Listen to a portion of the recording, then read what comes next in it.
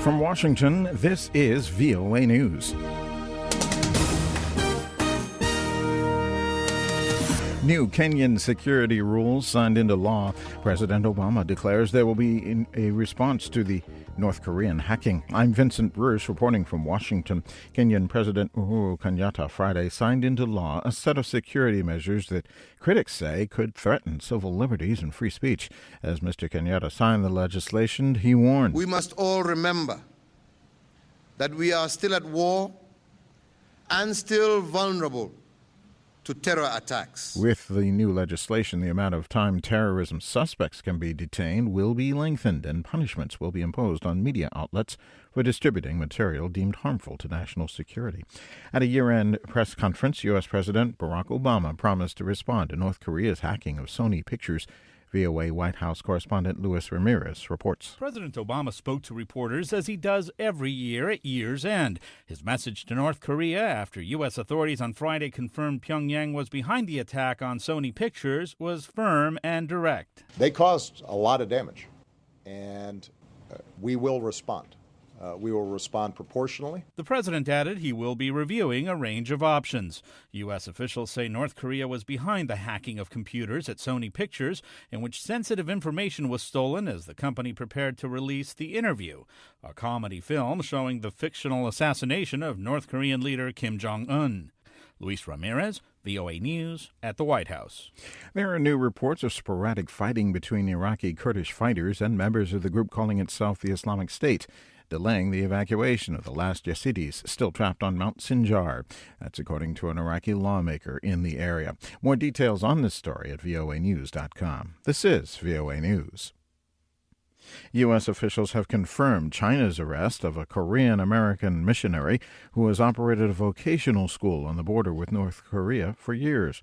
A lawyer for 73-year-old Peter Hahn said his client is suspected of embezzlement and possession of fraudulent receipts. The U.S. State Department says a consular official visited Hahn Friday and will continue to provide diplomatic support. Hahn ran a Christian aid agency in an autonomous region of northeast China where he provided cross-border aid to the poor in North Korea. United Nations Chief Ban Ki-moon is touring West African nations in a show of United Nations support for the most stricken countries in the Ebola crisis. Mr. Ban visited Sierra Leone Friday, where he praised health care workers fighting Ebola as heroes. Earlier in the day in Liberia, Mr. Ban said there is reason to be cautiously optimistic the outbreak can be defeated. He said more people are gaining access to treatment and things are getting better, but he warned that just one case can trigger an epidemic. According to the World Health Organization on Friday, the number of Ebola cases is at 18,600 and the death toll at 6,900.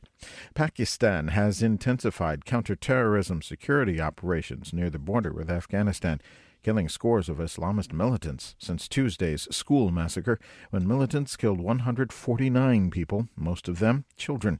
Ayaz Gul has a report from Islamabad. The military's media wing says that 32 insurgents were killed when troops ambushed them at two sites in the northwestern Khyber district where the Pakistani Taliban are believed to have bases. It added forces killed another 18 insurgents in a separate raid in the tribal area on the Afghan border.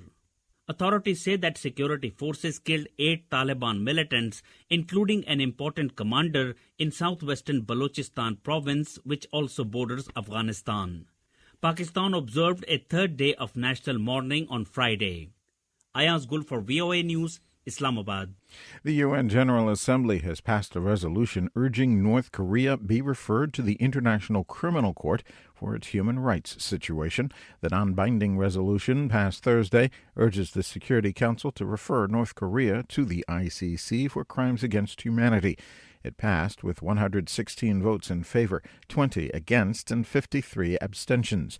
The Security Council plans to discuss North Korean human rights on Monday, but it is not likely to refer the North to the ICC since China, North Korea's main ally, will likely veto such a proposal. More on all of our stories at voanews.com. I'm Vincent Bruce, reporting from Washington. That's the latest world news from VOA.